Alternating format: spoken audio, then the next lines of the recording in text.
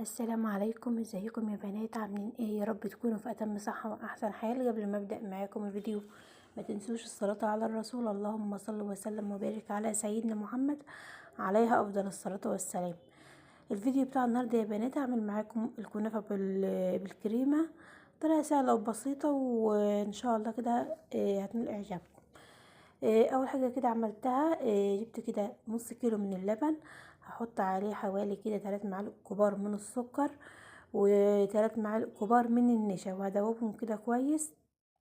بس لازم اللبن بتاعك يكون بارد عشان خاطر النشا بتاعتك تدوب بسهوله وما تكلكعش معاكي.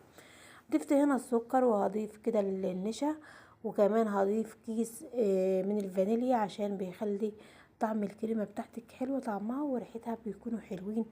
الفانيليا يعني بتديها ريحه حلوه. خلاص كده ضفت اللبن والنشا والسكر، وهضيف كيس الفانيليا وهدوبهم كويس وهرفعهم على النار.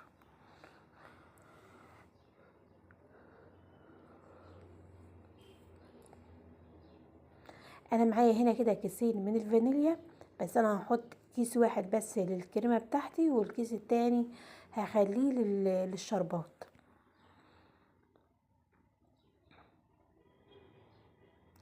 عشان يعني متبقاش بس الحشوه بس هي اللي فيها طعم الفانيليا. لا، انا عايزه صينيه الكنافه كلها تكون واخده من طعم الفانيليا وريحه الفانيليا.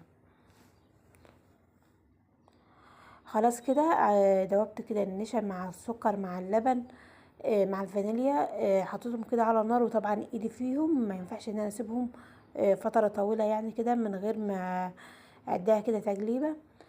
هنا كده قلت ايه برضو بالمره هعمل معاكم الشربات عباره عن كوبايتين من السكر، كوبايتين من الميه، نص ليمونه، بس كده. وما تحطيش اي معلقه في الشربات بتاعك عشان ما يسكرش منك وتلاقوا السكر طلع كده على الاطراف كده بتاعه الحله بتاعتك. لا، هو بس تحط الميه والسكر قد بعض ونص ليمونه وخلاص على كده، وما تحطيش ايدك فيهم وترفعهم كده على النار على طول.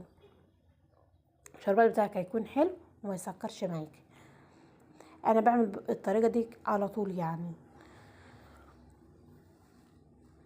وطبعا الكوبايه اللي هتعايري بيها السكر هي اللي هتعايري بيها الميه بتاعتك، بس كده. وهنا كده ادي الكريمه بتاعتي يا بنات، طبعا ايدي فيها على طول عشان خاطر ما تكلكعش معايا. وهنا دوت كان نص كيلو من الكنافه جبته كده. طبعا الكنافه لازم تكون عندك في الفريزر، يعني بقالها يوم بقالها يومين على حسب، بس لازم تبقى في الفريزر يعني عشان خاطر تعرفي تفركها وتبقى بالشكل ده. لكن لو اشتريتيها وعملتها عصر مش هتبقى حلوه معاكي، فبلاش تعمليها كده ايه اول ما تشتريها، يعني بيتها كده لتاني يوم وبعدين اعمليها تفركيها زي ما انتم شايفين كده. وهتحط عليها نص كوبايه من السمنه، وهقلب كده الكنافه بالسمنه، هخلي الكنافه بتاعتي تشرب كده نص كوبايه السمنه كلها بالشكل اللي انتوا شايفينه ده. بس طبعا المعلقه مش هتنفع، فاقلب كده بايديا يعني عشان اعرفها كده ان انا اشرب الكنافه بتاعتي ايه سمنه كويس. جبت كده الصينيه بتاعتي، الصينيه اصغر صينيه في الطقم اللي هو بنعمل فيه البسبوسه. بس كده هنعمل فيها كده، هاخد طبقة من الكنافة بتاعتي اللي انا غلفتها كده بالسمنة، وهحطها كده من تحت وهضغط عليها وهسويها بالشكل اللي انتوا شايفينه ده. وهجيب كده الكريمة بتاعتي هتكون طبعا بردت، وهبدأ كده ان انا انزل بيها بس كده بايه بالراحة يعني. وحاولي ان انت ما تخليش الكريمة بتاعتك توصل للطرف بتاع الصينية عشان لما تدخل الفرن ما تتحركش معاكي. انا بحطها كده في النص زي ما انتم شايفين كده، وبدأت كده ان انا اجفل كده حواليها عشان خاطر ما توصلش بس للطرف وتتحرك مني في الفرن.